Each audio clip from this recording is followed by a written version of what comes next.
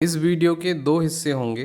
पहले वीडियो में हम मेडिटेशन के बारे में बात करेंगे, मेडिटेशन के प्रभाव, उसके बारे में जो आज तक हमारे पास वैज्ञानिक डेटा है, रिसर्च है, उसके बारे में बात करेंगे। और दूसरे वीडियो में शिवानी आपको गाइड करेंगी। उस दौरान हम खुद ध्यान करके देखेंगे, उसको महसूस करेंगे। और आप सबको मैं एक रिक्वेस्ट करना चाहता हूँ कि ध्यान के बारे में बहुत ज़्यादा बात करना, पढ़ना, सुनना उससे ज़्यादा आवश्यक है कि आप ध्यान को कुछ दिन खुद करके देखें, तो उसके सकारात्मक प्रभाव आपके दिमाग, शरीर और आपके व्यवहार में आपको दिखेंगे। हेलो फ्रेंड्स, मैं आपका दोस्त डॉक्टर सुनील कुमार और आप देख रहे हैं डॉक्टर कुमार एजुकेशन क्लिनिक। आज हम बात करेंगे कि मेडिटेशन के क्या बेनिफिट हैं।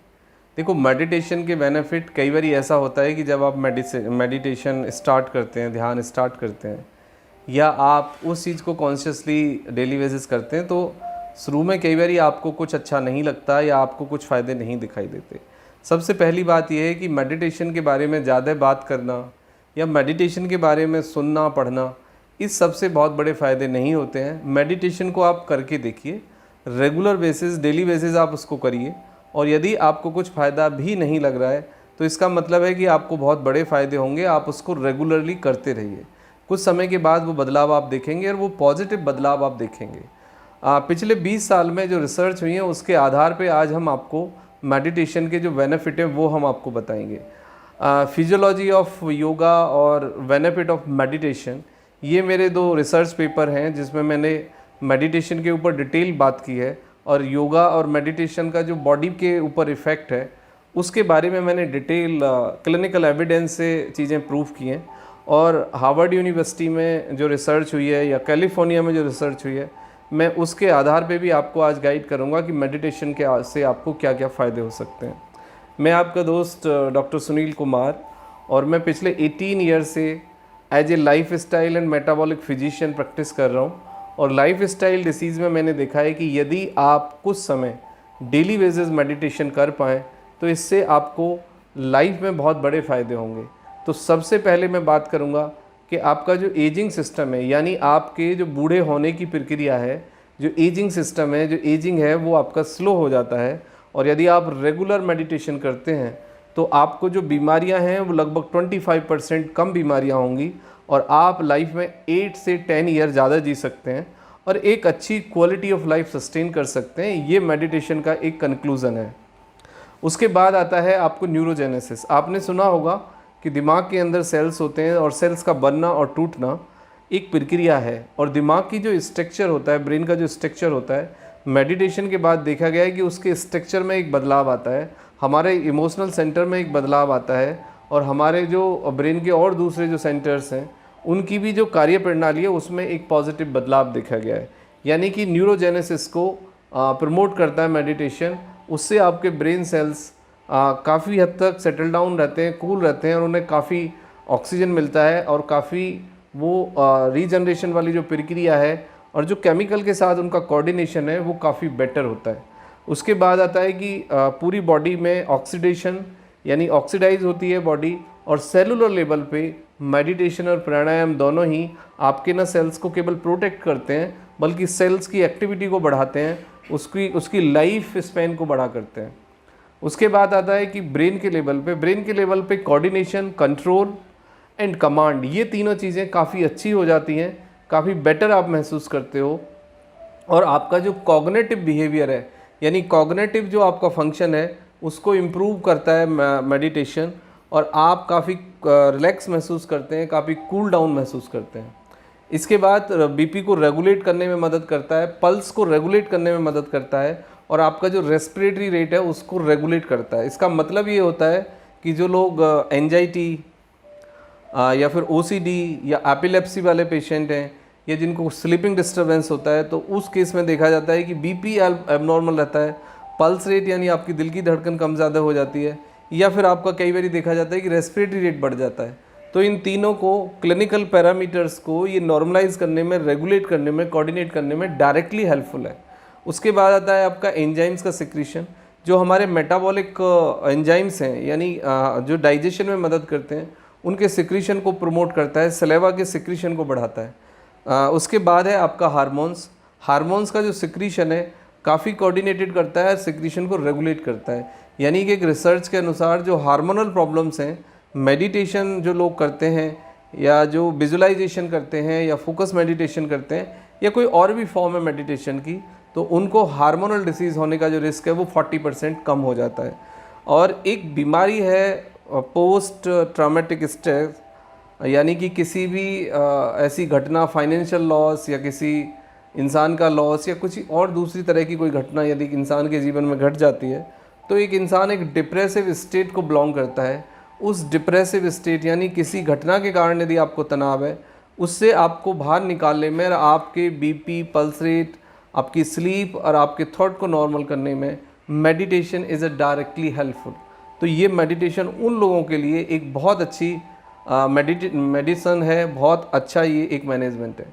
उसके बाद आता है कि ये आपकी जो लोगों के प्रति कनेक्टिविटी है उसको बेटर करता है, और मेडिटेशन से एक इंसान अपने प्रति ज़्यादा सजग, ज़्यादा कोऑर्डिनेटेड और ज़्यादा फ्रेंडली होता है, और एक इंसान अपने साथ एक ज़्यादा फ्रेंडली रिश्ता कायम कर पाता है, अपने को ज़्यादा बेटर समझ पाता है, अपने को प्यार कर पाता है, अपनी इज्जत कर पाता है, अपने आप को चैनलाइज कर पाता है, डिसिप्लिन कर पाता है। ये एक सबसे बड़ी बात है। तो ये सारी चीज़ें हैं, बेनिफिट हैं आपके मेडिटेशन के। मेरा मानना है कि हम सभी को मेडिटेशन करना चाहिए, कम या ज़्यादा। और मेडिटेशन के लिए कोई आपको किसी स्पेशल स्ट्रक्चर में बैठने की ज़रूरत नहीं है, किसी का चेला बनने की ज़रूरत नहीं है। आप 10 से 5 मिनट कोई भी विजुअलाइजेशन करें, आप म्यूजिक सुने, आप ड्राफ्टिंग करें, आप खेलें, या और कुछ भी ना हो तो आप लेट कर या बैठ कर स्पाइन को सीधा करके 10 मिनट अपनी ब्रीथ पे फोकस करें, अपनी धड़कन को सुनने की कोशिश करें, और केवल आप अपनी बॉडी के साथ अपने ब्रेन को कनेक्ट करने की कोशिश करें। कुछ दिन बाद देखेंगे कि आपका एक कनेक्शन बॉडी के साथ इस्टेब्लिश हो गया है। इसी को हम मेडिटेशन कहते हैं। मेडिटेशन कोई स्पेशलाइज्ड इनोवेटिव टेक्निक्स नहीं है, हम सब मेडिटेशन कर सकते हैं, और हम अपने डे टू डे लाइफ में जिस भी काम में हों पूरे ध्यान से रहें, यानी मेडिटेटिव रहें। जब हम किसी भी काम को पूरे ध्यान से करते हैं तो वही मेडिटेशन होता है, यानी एक समय पे एक चीज़ में ध्यान लगाना, दैट्स कॉल्ड अ मेडिटेशन। नमस्ते, मैं आपकी दोस्त शिवानी, स्पेशलाइज्ड इन योग एंड मेडिटेशन, और आप देख रहे हैं doctor Kumar education clinic. Meditation start करने के लिए ज़रूरी है कि हम पहले किसी शांत जगह पर जाएं, जहां हमें ज़्यादा कोई परेशान ना करे। इसके लिए ज़रूरी नहीं आप किसी जंगल या पहाड़ों पर जाएं, आप इसे अपने घर पर बैठकर या लेटकर भी कर सकते हैं। तो चलिए शुरू करते हैं। शुरुआत में हम अपनी आंखें खुली रखकर धीरे नाक से सांस भरेंगे और धीरे मुंह से सांस छोड़ेंगे। एक बार फिर से सांस भरिए, धीरे से सांस छोड़िए। इस बार ध्यान दें कि किस तरह सांस लेते समय आपका शरीर फूलता है। सांस भरिए और सांस छोड़िए।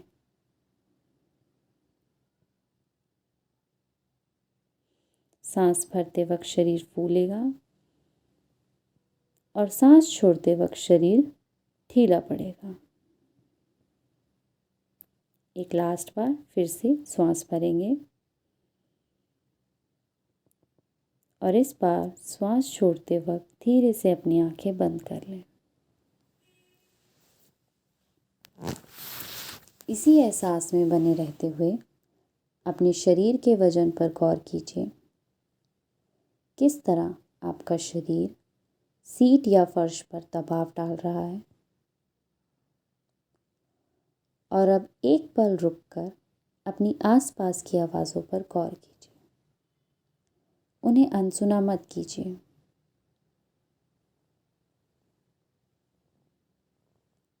अब इस वक्त को हम ये जानने के लिए इस्तेमाल करेंगे कि शरीर को कैसा महसूस हो रहा है।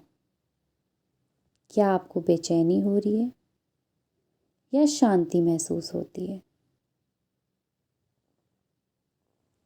अक्सर हम इसके लिए वक्त नहीं निकालते, तो इस वक्त थोड़ा सा समय हम खुद को समझने के लिए निकालेंगे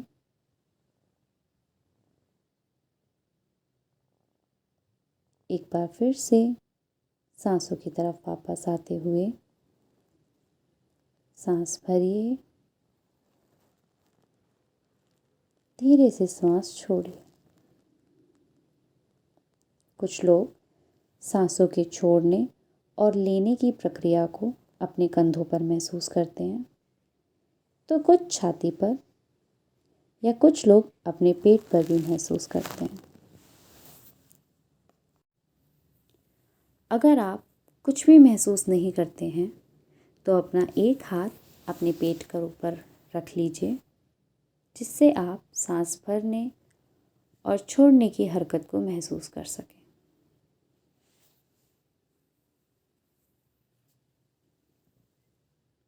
इस प्रक्रिया से मन शांत होता है।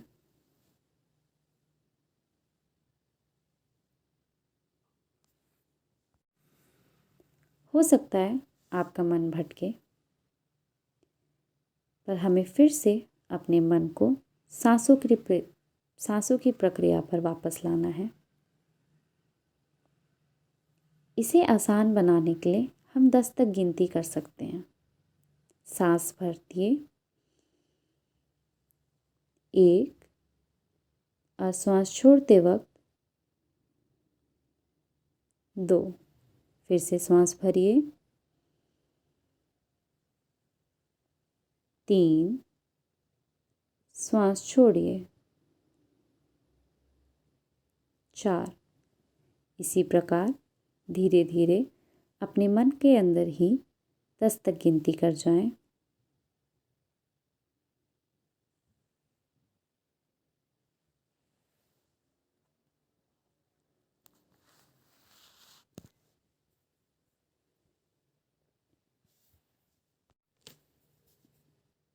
हो सकता है इस वक्त तक फिर से आपका मन कहीं और भटक गया हो, लेकिन हमें फिर से मन को आराम से सांसों की तरफ वापस लाना है।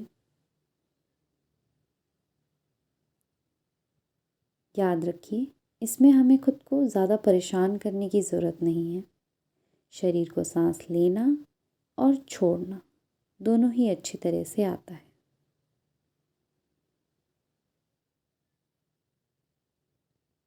बस थोड़ी देर और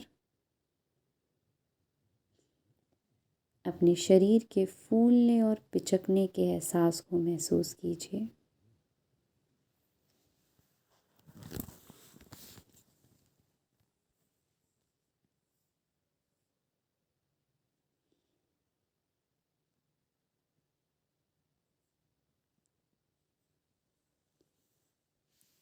अब धीरे से मन को आज़ाद छोड़ दीजिए।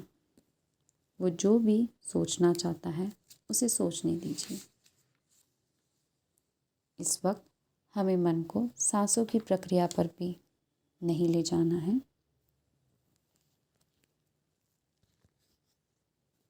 एक बार फिर से अपने आसपास की आवाज़ों पर गौर कीजिए।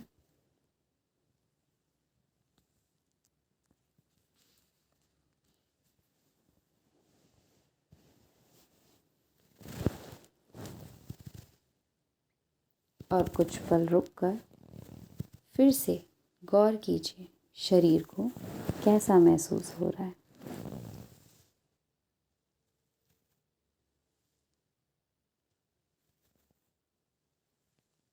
ध्यान से वापस आने से पहले अपने शरीर को बताइए कि इससे हमें फ़र्क पड़ रहा है।